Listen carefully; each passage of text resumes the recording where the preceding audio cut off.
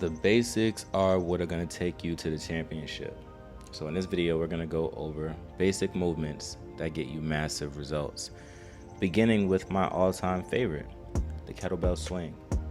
So the kettlebell swing is a full body movement and is powered by a hinge, which means you're going to pull your butt back and power through your feet, squeezing your glutes at the top of the movement for this one. We're hinging over at our hips, keeping the core completely engaged. It's getting our heart rate up and it's firing every single muscle in our body. You can never go wrong with the kettlebell swing.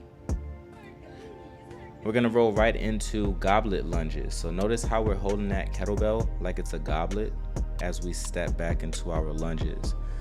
The trick here with this goblet grip that we have is that it's engaging our lats, those muscles in our backs and our shoulders, and it's forcing us to stay upright, which is also getting our core involved. Great way to spice up our lunges. Next, we'll go right into bent over rows. As we bend over that kettlebell, make sure that we're not turtle backing our back. I repeat, keep the core engaged. Pull the belly button toward the spine, and there should be a straight line from the top of the head to the top of your butt with this one.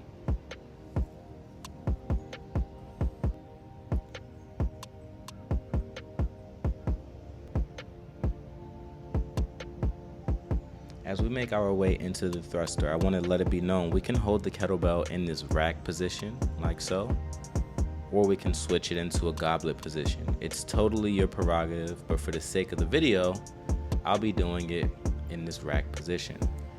We're gonna squat down and exhale as we stand up, pressing that kettlebell up above our head. Again, another full body movement, and whenever we stack any weight over our head, we're forcing our core, that's our abs and our back, we're forcing it to bear the load of the weight, which is a great thing. It helps us get the definition, that V look that we want.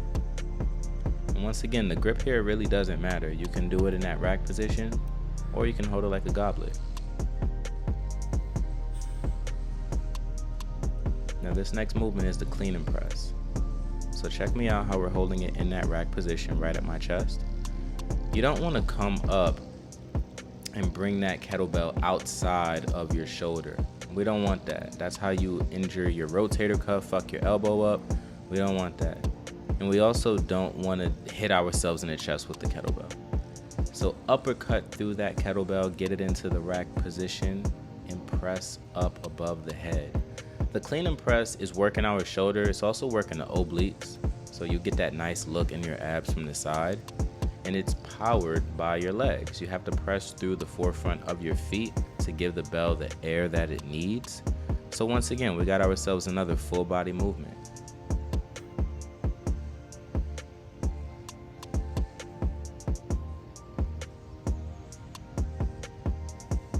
Overhead marches are our next movement. This is a core burner. Again, whenever you have any weight up above your head, it's forcing your core to stack and support that weight. So this is a great way to work on your posture.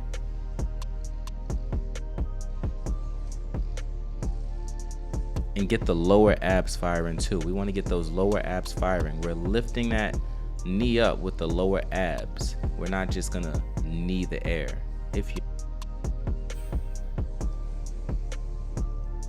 Our next movement here are snatches. And snatches are like our clean and press, except it's a more intense version of that clean and press movement.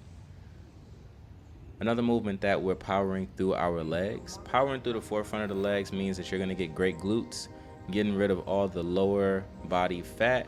And then once again, when we stack that weight above the head, our core is forced to hold that weight. This one is also really good for getting the heart rate up. So if you need to get some cardio in but you don't want to run, kettlebell snatches are a great alternative.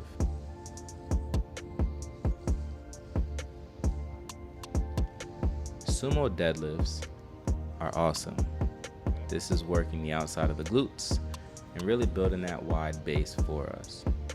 When we add the high pull into it, we're also working our lat muscles.